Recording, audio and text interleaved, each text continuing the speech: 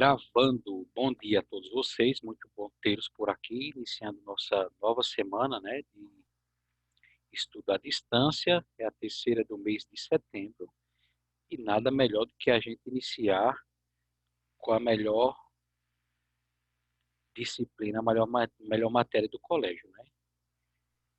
Então, aí, bom dia, Naila, Lucas, Raquel, Terezinha, Diego, Ana Beatriz, Ana Clara, Anaísa, Tauan, que manda as tarefas 11h59, faltando um minuto para meia-noite, para parecer dramático, segundo as palavras dele. Ana Cláudia, Malu, quem mais está aqui? Cessi e Rian. Então, sejam muito bem-vindos. Iniciando, como sempre, fazendo a correção da atividade que foi passada para casa semana passada. A página 15 do livro de atividades. Vocês veem na tela, deixar a gente dar uma ampliada aqui para ficar melhor aí a correção. De acordo com seus estudos a respeito dos povos árabes, complete os espaços, as lacunas. Letra A. O clima do interior da Península Arábica é árido e desértico. Seria essa primeira palavrinha. O clima do litoral, seria a segunda palavrinha, é mais úmido, o que permitiu o desenvolvimento da agricultura. E aí, Lucas Moraes, acertou a letra A? Vamos para a letra B. Muito bem, grande Lucas. Letra B. Na Arábia, duas atividades econômicas foram desenvolvidas no decorrer da história: o comércio e a agricultura. Então, a única palavrinha que nós colocaríamos na letra B seria o comércio. Chora não, Nádia, que ele volta. Letra C. Os beduínos, seria a primeira palavrinha da letra C, atravessavam o deserto transportando mercadorias em seus animais. Mercadoria seria a segunda palavrinha da letra C. Por último, a letra D.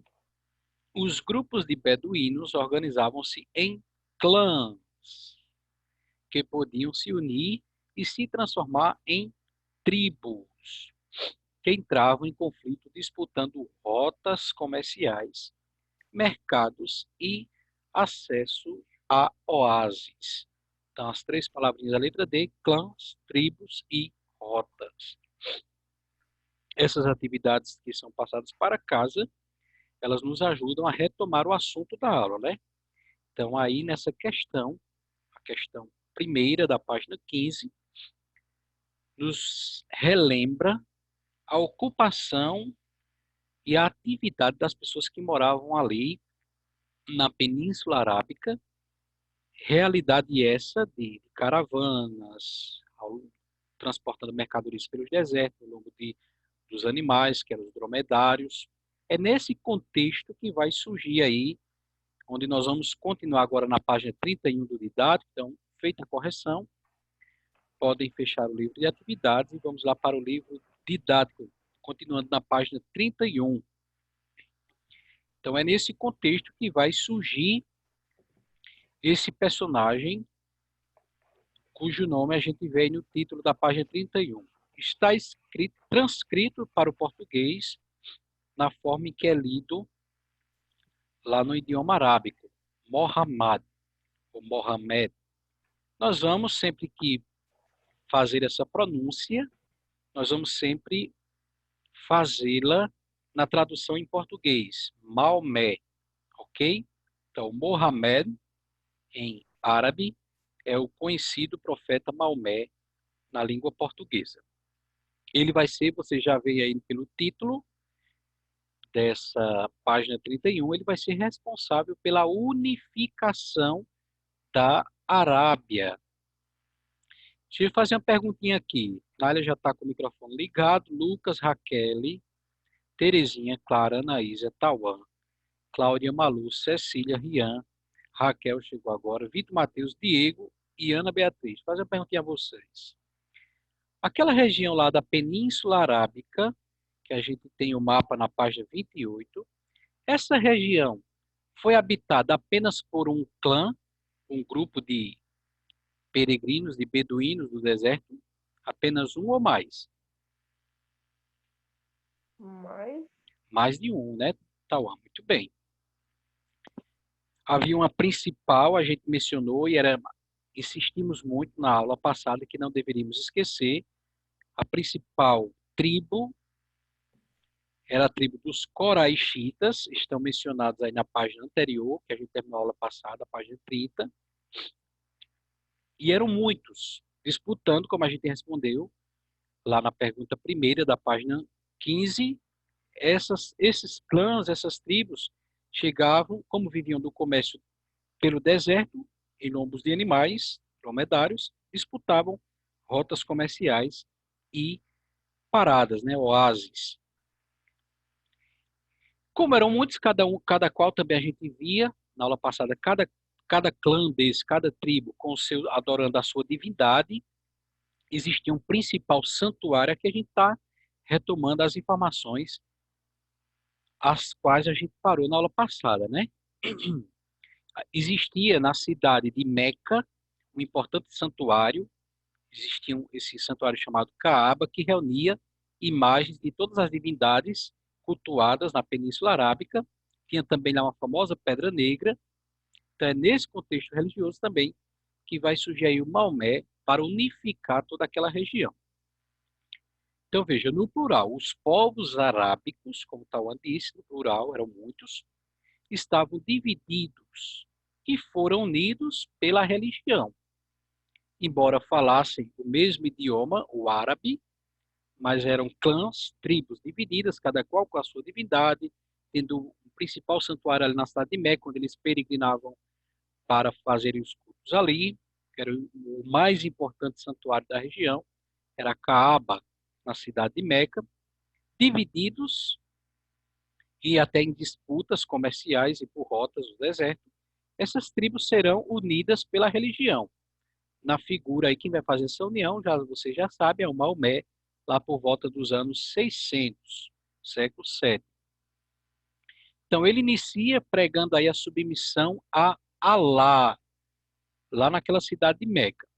Então a gente já pode, Nália, e os demais, Lucas, Raquel e os demais, a gente já pode imaginar a confusão que esse anúncio, essa pregação do Maomé lá na cidade de Meca, onde tinha o santuário Caaba, que reunia divindades de todas as tribos.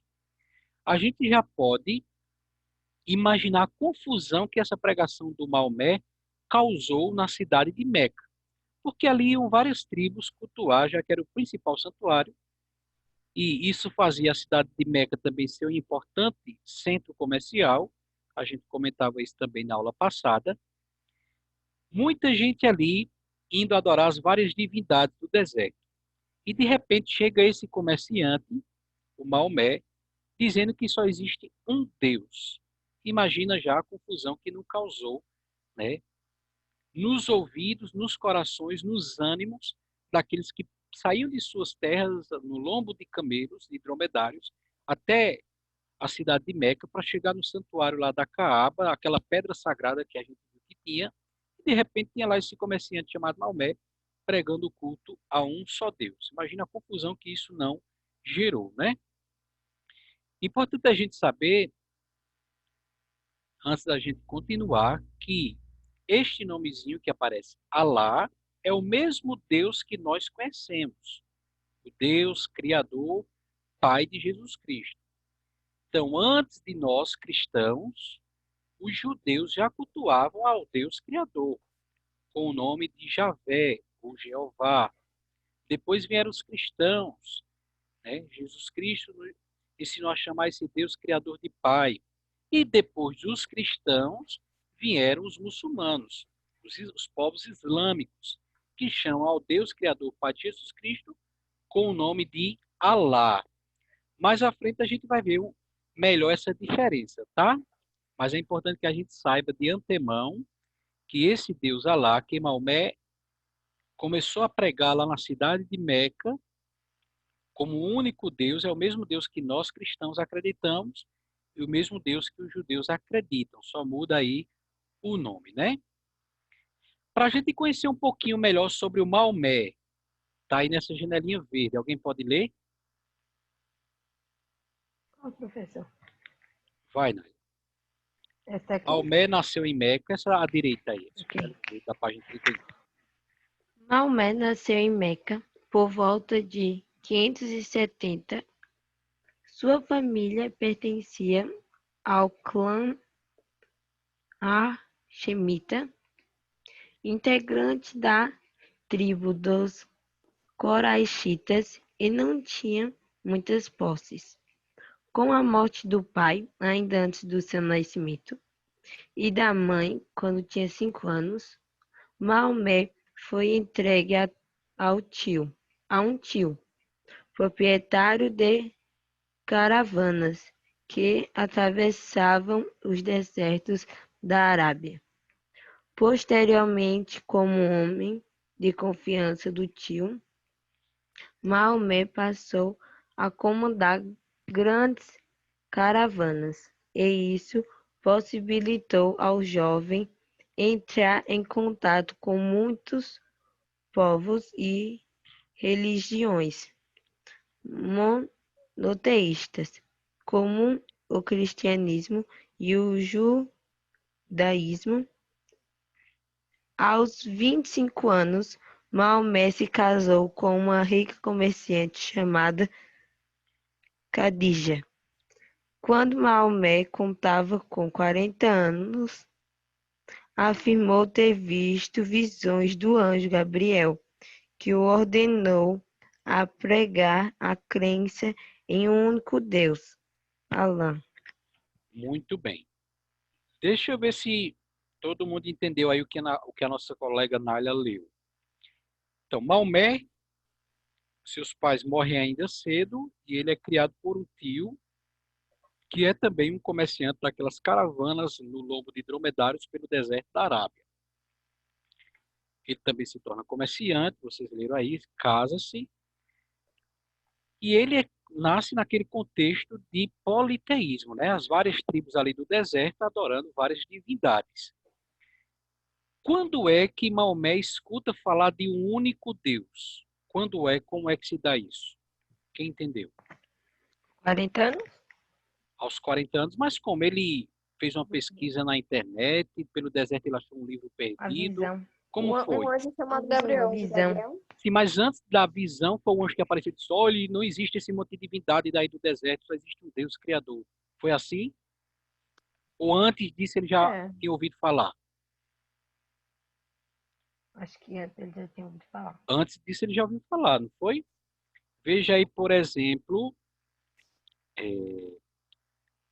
quando diz assim, ó, posteriormente, como homem de confiança do tio, Maomé passou a comandar grandes caravanas e isso possibilitou ao jovem entrar em contato com muitos povos e religiões o quê?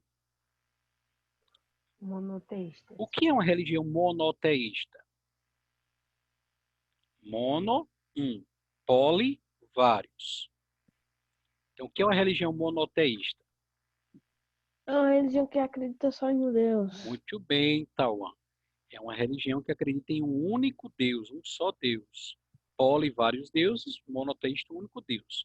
No caso, nessas viagens de comércio pelo deserto da Arábia, ele teve contato, Nália leu, a gente acompanhou, com os cristãos e os judeus, o cristianismo e o judaísmo, que, como a gente já explicou agora há pouco, os cristãos adoram o mesmo Deus Alá, mas chamam de Deus, os judeus cultuam, veneram, rezam, adoram o mesmo Deus Alá, mas o chamam por outro nome, Javé ou Jeová. Então ele foram nessas viagens que ele teve contato com essas religiões e ouviu pela primeira vez falar de um único Deus. Então o que que acontece? A partir disso que ele escuta, ele vai começar a tirar tempos para a meditação e a oração sozinho. E é num desses retiros de oração pessoal que o Maomé vai dizer que teve essa visão do anjo que revelou para ele todo o conteúdo do livro sagrado, que é outra diferença também. As três religiões, o judaísmo, o cristianismo e o islamismo, adoram o mesmo Deus, cada qual chamando pelo nome, e também cada uma dessas três religiões tem o seu livro sagrado, onde dizem que Deus falou por aquele livro. Então, os judeus têm a chamada Torá, nós cristãos temos a Bíblia e os muçulmanos têm o Alcorão. Nessa outra janelinha verde aqui ao lado, nós temos um pouco que seria a pregação que Maomé fazia lá na cidade de Meca, a partir daquilo que ele ouviu, a partir das visões que ele disse que teve. Então ele pregava o seguinte: o mundo chegaria ao fim. Deus, o Todo-Poderoso, que criou ou criara no passado os seres humanos, julgaria futuramente a todos. Os prazeres do céu e as dores do inferno foram descritos em cores vívidas. Se em suas vidas os homens se submetessem à vontade de Deus, eles poderiam contar com sua misericórdia no momento do julgamento. Então, isso era um pouco a pregação que o Maomé passou a fazer lá na cidade de Meca. Então, ele viu na religião monoteísta, como Tauan disse, nessa religião que adorava a um só Deus, ele viu uma possibilidade de união e tornar todos os povos árabes iguais, já que eles estavam divididos em disputas comerciais e cada qual adorando a sua divindade. Então, em 622, nessa segunda linha aí, o que foi que aconteceu? Quem ajuda? Vai, Tauan. Em 622, que a partir da segunda linha. Em 622, perseguido pelos homens poderosos na cidade, Mohammed foi para Latrebo. Yatreb.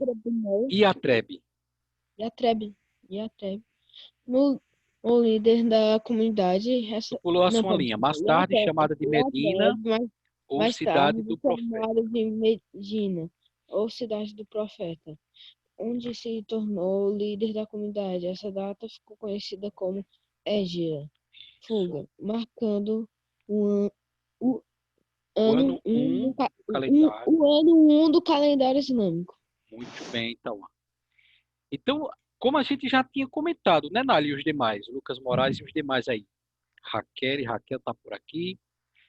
Essa pregação lá na cidade de Meca, onde todo mundo peregrinava, viajava para lá para visitar a Caaba, a Pedra Sagrada, esse importante santuário, cada qual para cultuar a sua divindade. Essa pregação de que havia um único Deus, que todas aquelas outras divindades eram ilusões, isso aí causou um mal-estar, né? De modo que ele começou a ser perseguido, é claro, porque imagina também, Nália, Tauan, Lucas e os demais. Imagina lá, se as pessoas agora começassem a dar ouvidos a essa pregação de Maomé, eles iriam continuar viajando para a cidade de Meca? Sim ou não? Talvez, acho que sim. Olha, Tauan, ele quer que o que é que esses viajantes iriam fazer na cidade de Meca? Bem, a pedra sagrada. Eles iam cultuar a pedra sagrada, visitar o santuário da Caaba, onde tinha ali imagens de mais de 600 divindades. E então, de repente, aparece aí esse Maomé dizendo que só existe um único Deus. Então, para que a gente vai mais para Meca, se só existe um único Deus? E todos aqueles outros lá que são adorados na Caaba é ilusão. Tem sentido continuar indo a Meca? Não tem. Quem é que vai perder com isso? São as divindades que vão ficar tristes chorando. Eita, o povo não quer vir mais adorar a gente. Quem é que vai perder com isso? Olha lá na página 30. Olha lá na página 30. No último parágrafo. Quem era que ia perder se o povo parasse de continuar indo à cidade de Meca? Os coraixitas? Os coraixitas, que eram eles que lucravam com o comércio religioso, né? Então, eles iam perder economicamente. O Maomé estava sendo um problema aí. Esse Maomé dizendo que não é o povo vir mais aqui, porque esses deuses são ilusão, pode cultuar o Deus único de suas casas, de seus lugares, de suas cidades, sem ter que se peregrinar, sair de lá para vir para cá. Então, ia deixar de ter peregrinação, ia deixar de ter comércio, ia deixar de ter doação para o santuário da Caaba. A tribo dos coraixitas que lucravam com esse comércio religioso iriam sair prejudicadas. Então, que é que acontece? Tava lendo, a gente leu e a gente acompanhou, Maomé é perseguido, expulso, foge para a cidade de Yatreb, que depois mudou o nome para Medina, em homenagem ao Maomé, cidade do profeta. Essa fuga, quando ele foge da cidade de Meca, expulso lá pelos coraixitas, que estava prejudicando o lucro deles, essa fuga é chamada como Hégira, que marca o início do calendário islâmico. Então, galerinha, vocês já podem perceber aí que o povo muçulmano, os islâmicos, eles não usam o mesmo calendário que a gente, não é isso, Naila, e os demais? Eu trouxe aqui um esquemazinho para vocês, para a gente entender melhor. No início do ano, presencialmente, a gente já fez esse esquema no quadro. Aqui na tela de vocês, eu só estou retomando para refrescar a memória da gente e a gente poder entender melhor esse assunto, essa diferença de calendário. Então, na primeira linha verde, nós temos o calendário cristão, representado aqui pelos símbolos do PX, que em grego são as... Professor, Opa, Lucas. olha, eu vou ter que dar uma saidinha porque eu dei um jeito no pé e eu vou lá em Garanhuns, Tá bom, meu irmão. médico. Melhoras, valeu. Melhor, Lucas. Tchau. Então, nessa primeira linha Valeu. verde, nós temos o calendário cristão, representado aí pelos símbolos do PX, que é as primeiras letras da palavra Cristo, em grego, e o alfa e o ômega, a primeira e a última letra também do alfabeto grego, que faz menção àquela frase de Jesus na Bíblia: eu sou o começo, sou o fim. Então, esse símbolo aqui representa o cristianismo, é um dos primeiros e mais antigos símbolos para representar os cristãos da história. Então, a partir de Cristo, o calendário, o que é que acontece com ele? Zera, né? Antes de Cristo, vocês já sabem disso, a gente já disse em aula, os anos são contados em decrescente. Cristo nasce, zera o calendário, e aí nós estamos em 2020 depois de Cristo, não é isso? Só que antes de nós já existia a religião judaica, antes dos cristãos já existia o judaísmo. E para os judeus, o ano zero é o ano da criação. Os judeus eles estão no ano de 5.780, né?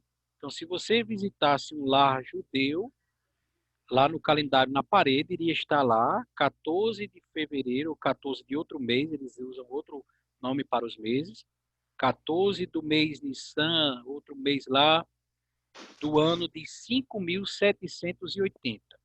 Então, se eles estão no ano 5.780, se a gente tira esses 2020 que estamos depois de Cristo dessa data, a gente vai ver que o ano zero dos judeus, para nós, é o ano 3.760 antes de Cristo. Se você somar esses 3.760 antes de Cristo com esses 2020 depois de Cristo, você vai ter o ano em que os judeus estão.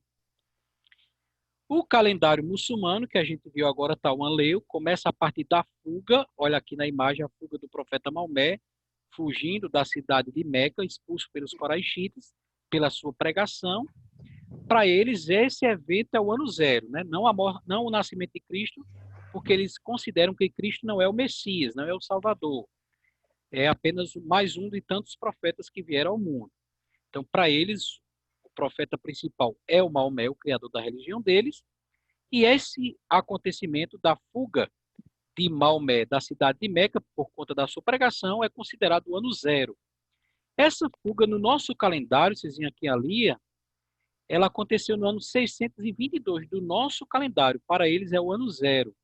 Então, se a gente subtrai esses 622 anos que não contam para eles, de 2020, se a gente subtrai esses anos que não contam, 622 de 2020, vai dar o ano de 1398.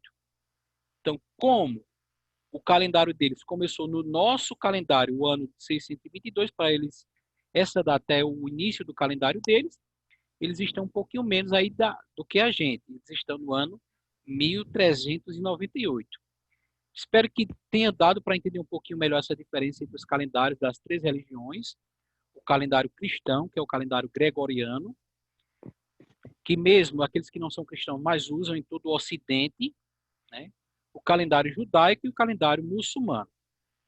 Então, a cor em amarelo representa o judaísmo, a cor em verde o cristianismo e a cor em vermelho o islamismo. Voltando lá na página 31, em 630, após uma série de conflitos armados, Maomé, que foi expulso de Meca, ele volta a Meca com o apoio da maior parte da população, assumindo a liderança religiosa e política. Então, o que acontece depois que o Maomé é expulso de Meca? Ele vai para a cidade de Yatreb, chega lá, ele alcança apoio da população de Yatreb, muda o nome da cidade de Yatreb para Medina, ele consegue juntar, organizar um grupo de apoiadores, de seguidores, de discípulos e volta para invadir a cidade de Meca. E agora, com esse exército formado, com esse grupo de seguidores, ele consegue tomar a cidade de Meca, que antes tinha sido expulso, ele chega agora lá para mandar, né? Como líder. Destrói as imagens das divindades que eram cultuadas ali, que para ele era errado, pois só havia um Deus. É claro que o comércio e as peregrinações acabam, e com isso ele consegue, na capital, que era a cidade de Meca, instituir a religião muçulmana, a religião islâmica. E depois que Maomé falece, vem a morrer no ano 632. O que acontece? Quem lê aí para a gente?